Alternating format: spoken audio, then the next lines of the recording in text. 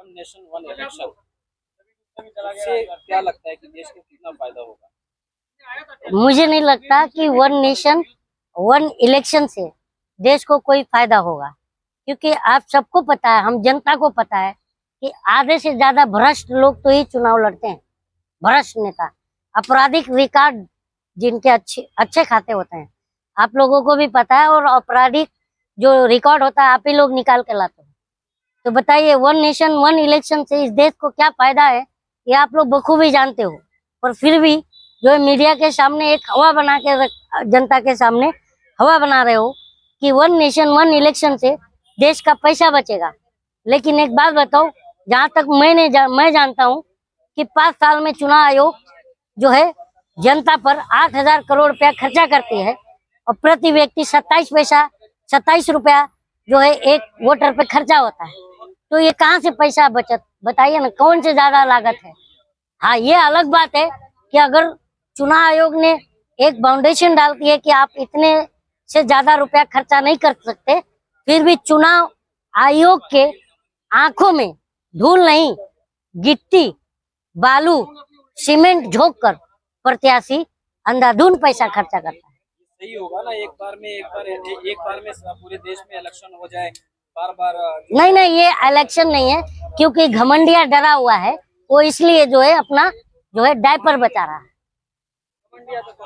घमंडिया कौन है पता है लोगों को?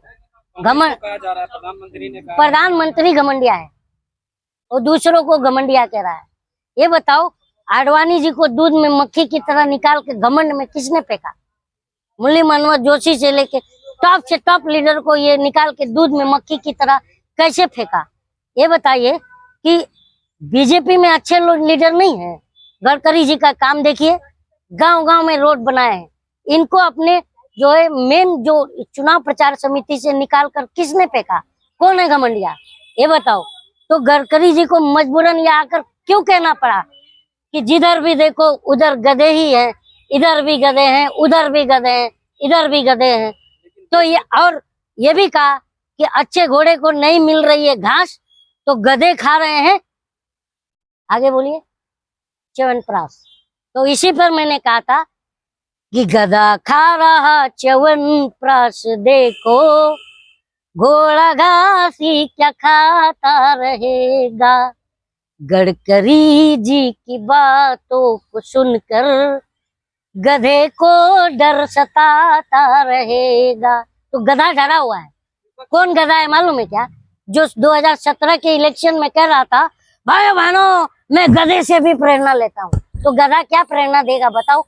आप जानते ही हो गधा क्या प्रेरणा देता है, बताओ?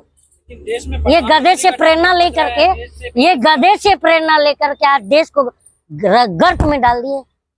बताओ, गधे से आप प्रेरणा लेते हो क्या? पत्रकार हो आप, लेते हैं आप? विपक्ष में भी तो बड़े तो बस, तो गडकरी जी का इशारा पूरे देश को समझ गया। G20 के मेहमान देखो, इनके थर्ड बार का इंतजाम देखो, जनता खा रही है 5 किलो राशन, गधा च्यवनप्राश खाता रहेगा। तो गधा मशरूम खा रहा है। मान कर रहे हैं आप? किसका? मैंने प्रधानमंत्री का नाम नहीं लिया, इसका मतलब आपने कहा है वो चीज, आपका इशारा वहीं तक। मैंने क्या कहा? नहीं, तो आप गडकरी जी से पूछ के आइए क्या कहा है उन्होंने। मैंने किसी का नाम नहीं लिया और आपने तुरंत कह दिया। पकड़ में आ गए गुरु, भागो मत। ये अभी देखिए ना, बीच में रात इंदौरी साहब जब हयात में थे तो उन्होंने कहा था कि मैं एक कार्यक्रम कर रहा था। तो मैंने कहा कार्यक्रम कर रहा था और कहा कि मतलब देश का प्रधानमंत्री चोर है।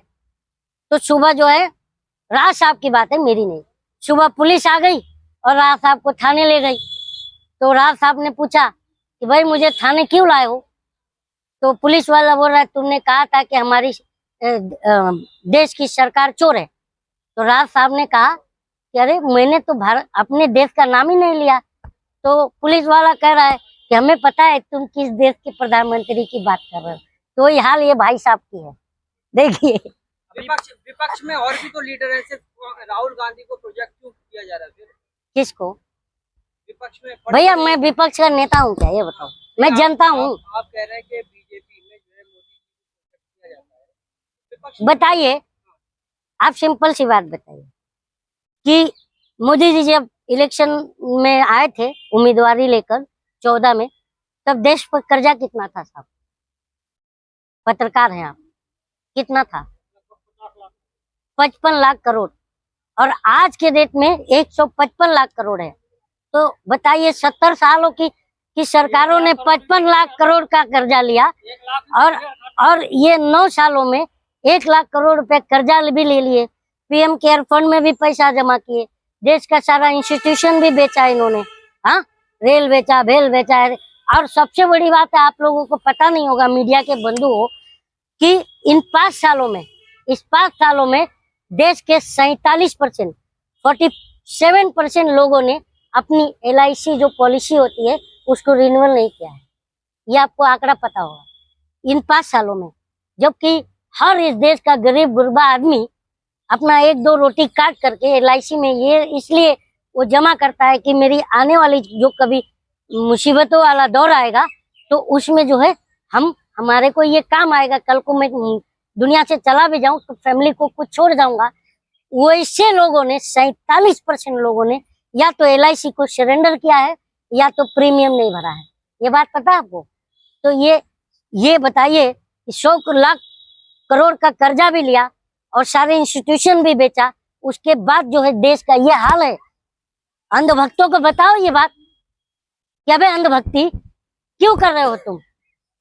अपने देश जो भी अंधभक्त है, चाहे वो 50 साल का बुढ़ा हो, चाहे वो 20 साल का नौजवान हो, जो भी अंधभक्ति में बेचारा डूबा हुआ है, गुमराह है, वो अभी भी समझ जाए। नहीं तो आने वाली पीढ़ियां लात मारकर नींद से जगाएंगी और सवाल करेंगी कि जब हमारा भविष्य लूटा जा रहा था, हमारा शिक्षा लूटा जा रहा था, हमारा रोजगार लूटा जा रहा था, तब तुम क्या कर रहे थे? तब हमारे पास जवाब नहीं होगा अंधभक्तों, तुम्हारे पास भी नहीं होगा। इसलिए आज के डेट में आप लोग जो ये कैमरा लेके पकड़े हो, इस दौर में आपका भी इतिहास सुनहरे अक्षरों में लिखा जाएगा। क्योंकि जिस समय जब कोई बोल नहीं रहा था, उस समय आप लोग ये माइक पकड़ के जनता में घूम रहे थे। इसलिए आप भी इस वक्त के मौजूदा दौर के क्रांतिकारी। चौधरी को मुकदमा हुआ क्या? पहली बार तो हुआ नहीं है, मालूम है ना? 100 करोड़ की रिश्वत के मामले में जेल भी गया था, तो ये दूसरी बार भी जाएगा। बताओ, तुम थूक के भागोगे तो चटवाएंगे नहीं तुमसे? थूक के भागे। बताओ, जो कर्नाटक की आप बात कर रहे हो, वो जिस योजना की इसने बात किया था, सिर्फ मुसलमानों के लिए लाया गया था। आप पत्रकार हैं, बताइए, सबके लिए लाया गया था, और ये बता रहा है कि सिर्फ मुसलमानों के लिए लाया गया था। तो बताइए, तो ऐसा होना चाहिए, तभी तो ये सुधरेंगे दलाल। लेकिन भाजपा के लोग कहते हैं आप कितना भी विरोध कर लो, आएंगे तो मोदी ही आएंगे। तो भैया आप उनसे कह दीजिएगा कि मेरे लिए कटिंग चाय भी लाएंगे, जरूर बोलिएगा। 24 में इनको इतना हम सुताई करेंगे अपने वोटों के माध्यम से, ये सीटें गिनते और ढूंढते, जैसे मोटा भाई कह रहे थे, कांग्रेस दूरबीन से भी देखने नहीं मिलेगा, ऐसा दूरबीन का इशारा किया था। मुझे लगता है मोटा भाई भी दूरबीन से दिखेगा नहीं। लगता है आप जवान देख के आए हैं, इसलिए आप बिल्कुल। बताइए, अब जवान का नाम लिए तो बताइए, इस दौर का अगर कोई मर्द एक्टर है तो शाहरुख खान है। इस माहौल में भी उसने किसानों का मुद्दा निकाल के लाया, जवान किसानों की आत्महत्या करने का मुद्दा निकाल के लाया। उसने ये तक बताया कि किसानों के ट्रैक्टर पर 13% ब्याज लेते हो, और जब कोई करोड़पति मर्सिडीज खरीदने जाता है तो 8% का ब्याज लेते हो, और अगर उस मर्सिडीज का 3-4 बार प्रीमियम नहीं भरा हो तो उसका तुम एक बार भी बाका नहीं कर पाते हो, और 40,000 रुपया अगर प्रीमियम बाकी रह गया ट्रैक्टर का तो किसान की इज्जत लूट लेते हो, बाद में वो आत्महत्या कर लेता है। बताइए। 18 से 22 तारीख तक विशेष सत्र का घोषणा किया प्रधानमंत्री ने, उसमें कई मुद्दों पर मुहर लगेंगे, लेकिन इसमें एक मुद्दा ये भी है कि इंडिया और भारत की लड़ाई चल रही है। देखिए, बताइए, प्रधानमंत्री जो है, सबसे बड़ी बात है कि प्रधानमंत्री बौखलाया हुआ, डरा हुआ आदमी इस समय बहुत, थर थर कांप रहा है इंडिया नाम से। नहीं तो हमारा देश का कॉन्स्टिट्यूशन का आर्टिकल 1 क्या कहता है? India is India is the Bharat. तो इस कॉन्स्टिट्यूशन को भी तोड़ने की बात कह रहा है। तो मैं तो देखो अम्बेडकरवादी हूँ, लेकिन इस देश में जितने भी अम्बेडकरवादी हैं और जो संविधान प्रेमी लोग हैं, मैं उनसे आग्रह करूंगा कि आप लोग आगे आओ और संविधान और देश और लोकतंत्र बचाओ। और जितने दलाल जो इसके संविधान के दम पर जो आरक्षित सीटों पर जीत करा करके आज बैठे हैं और संविधान पर अटैक होता है और बोलते नहीं है, उन सबको इस अब की बार चुनाव में सबक सिखाओ और इनको दौड़ाओ। प्रधानमंत्री ने एक नारा दिया था, बेटी बचाओ बेटी पढ़ाओ। अभी महिला आरक्षण बिल भी आने वाला है। एक बात बताओ, प्रधानमंत्री से आपके माध्यम से मैं पूछना चाहता हूँ कि क्या मणिपुर की बेटियां उस कैटेगरी में आती हैं या नहीं? क्योंकि मणिपुर में अभी भी गोलीबारी हो रही है और मणिपुर का मां बोलने से नहीं बोलने से भाग रहे हैं प्रधानमंत्री। ये बताइए कि जब इसरो चांद पर चला जा रहा है, हाँ, और लेकिन मित्रों मणिपुर नहीं जा पा रहा है, कितनी शर्म की बात बताइए। बड़ा परचम लहरा है। कितनी बड़ी शर्म की बात है कि इसरो चांद पर चला गया और मित्रों मणिपुर नहीं जा पाया। अच्छा, मोदी जी ने चाय की केतली बानी थी क्या रॉकेट पर? कि इसरो ने की देना है, ये वैज्ञानिकों का उपलब्धि है। और उसके सामने ये निरूपा राय की तरह जाके रो रहे थे। बताइए, रोने वाली कौन सी बात थी वैज्ञानिकों के सामने? जरा आप पत्रकार हैं, बताइए। खुशी के आंसू थे। खुशी के आंसू नहीं थे, एक्टिंग के आंसू थे। अब की बार मैं तो बॉलीवुड से रिक्वेस्ट करता हूँ, इस बार का फिल्म फेयर अवार्ड जो है इस एक्टर को दे दो, मोदी जी को। इनसे बढ़िया एक्टर कोई नहीं। रोनी का निरूपा राय से भी बढ़िया रोते हैं। बताइए वैज्ञानिकों के सामने। अच्छा तुमने रोए, चलो वो बात तो मेरे समझ में नहीं आई, चलो ठीक है। ये बताओ उनका 1.5 साल का वेतन क्यों रोका? बताओ। और आप कह रहे हो कि इसरो की चांद पर जाने की जो भी क्रेडिट है वो मित्रों की है। हाँ, तो बताओ कि इसरो के वैज्ञानिक क्या कर रहे थे?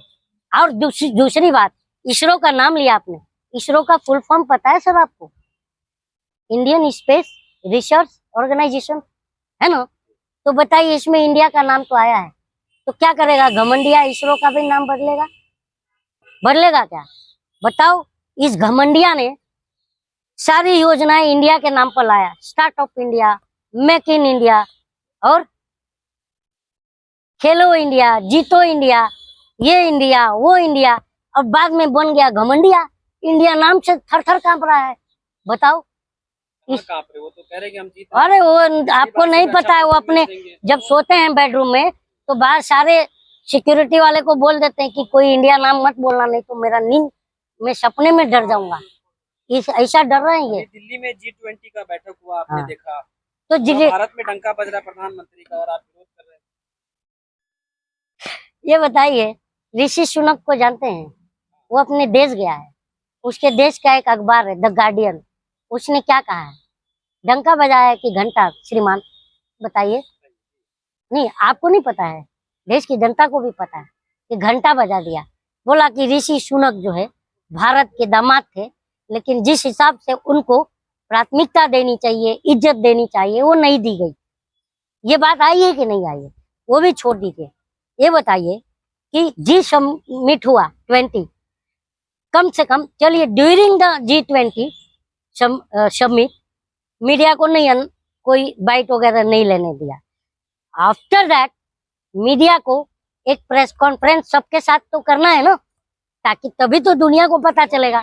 लेकिन अरे यार, धन्यवाद इसलिए बोला कि किसी से सवाल नहीं पूछे तुम लोग और मेरी बातों को कायम रखा, इसलिए तुम्हें धन्यवाद, ठीक है।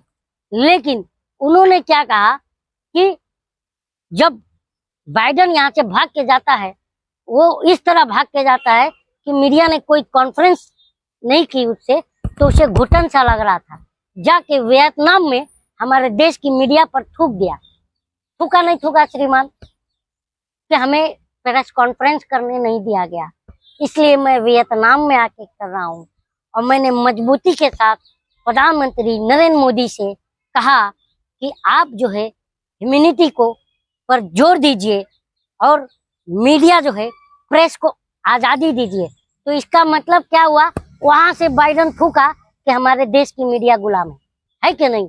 और जिसका जो है इंडियन गठबंधन भी टॉप लीडर ने भी कहा कि हमारी जैसे ही सरकार आती है वैसे ही सबसे पहले मीडिया को आजाद करेंगे। प्रेस तो कॉन्फ्रेंस ये मानते हैं कि नहीं कि मीडिया गुलाम है। क्यों नहीं करने दिया, क्यों, क्या मानते हैं आप? प्रधानमंत्री ने घमंडिया डर गया था कि हमारा इज्जत पोल खुल जाएगा।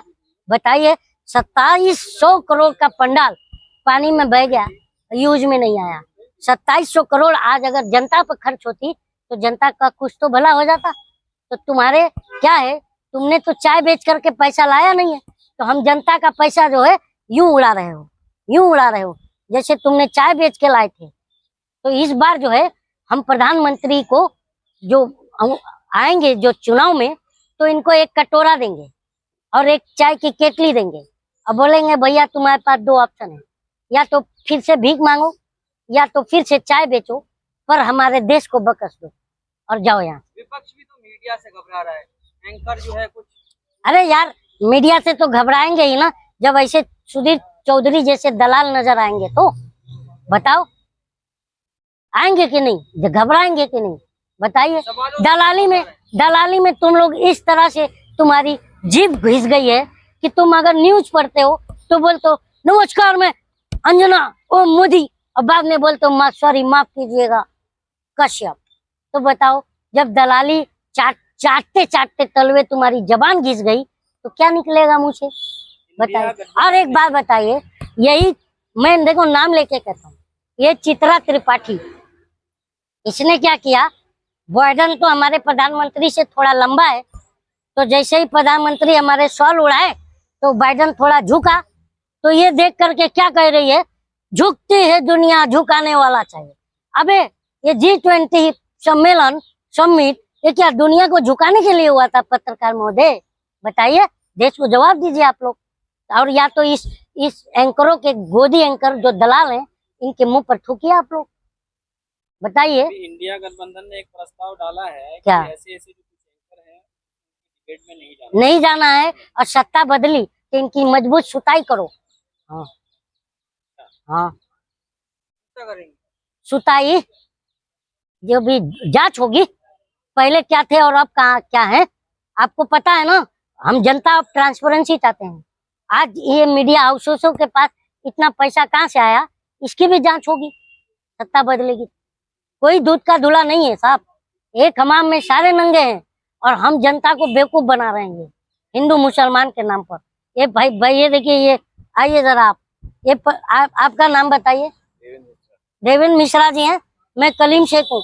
मिश्रा जी, हमारा कोई झगड़ा है और हिंदू मुसलमान का कोई बात है?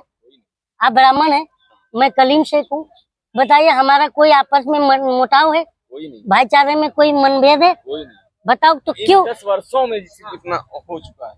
10 वर्ष पहले जो है तो हमारे यहाँ मुस्लिम बस्ती ज्यादा है और हिंदू बराबर, तो एक